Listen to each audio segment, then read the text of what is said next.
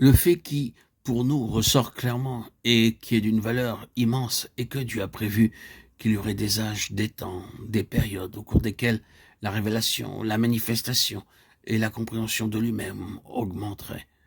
Peut-être cela semble spéculatif, mais posons-nous la question. Maintenant, que serait-il produit si la chute n'avait jamais eu lieu? Si l'homme s'était tiré de son épreuve dans le jardin et n'avait pas failli, que se serait-il produit? Je crois que l'homme aurait grandi encore et encore dans sa compréhension et sa connaissance de Dieu et se serait développé dans son expression personnelle de Dieu. Dieu aurait ainsi obtenu une expression progressive et toujours grandissante de lui-même et, vu que Dieu est ce qu'il est, il n'y aurait eu aucune limite à ceci. Cela aurait pu continuer à travers des âges successifs, avec en cet univers des mouvements dans des plénitudes de Dieu toujours plus grandes. Nous ne sommes pas en train de parler de l'homme individuel, mais de l'homme corporatif. C'est ce que Dieu a comme intention et c'est ce qui sera. Colmatez la brèche, franchissez tout le fossé qui a été comblé par le plan rédempteur et reprenez l'intention au point où la rédemption est parachevée.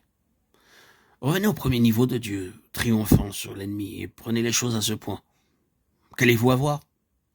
Vous aurez une expression progressive et toujours croissante de la plénitude de Dieu, manifestée dans les âges, en des cercles toujours plus étendus de la révélation de Dieu. Il n'est pas possible de saisir la plénitude de Dieu. Cela prendra l'éternité pour exprimer cela. Toute cette plénitude se trouve en Christ. Et notre point présentement est combien cette plénitude est grande. Quel Christ nous avons. Cela prendra l'éternité pour découvrir Christ. Il n'y a rien dans cette déclaration dont la signification soit peu importante. Nous rappelons les mots du Seigneur Jésus lui-même. Personne ne connaît le Fils si ce n'est le Père. Cela, naturellement, ne sous-entend pas simplement une question d'identification, à savoir que personne ne sait qui est le Christ, excepté le Père. Cela implique ce que Christ représente dans l'histoire de cet univers, tout ce qu'il est dans sa position en cela. Je crois que c'est à une compréhension de cette chose-là que le Seigneur nous appelle. Le Seigneur veut que nous parvenions à une nouvelle compréhension et perception de son Fils, Jésus-Christ.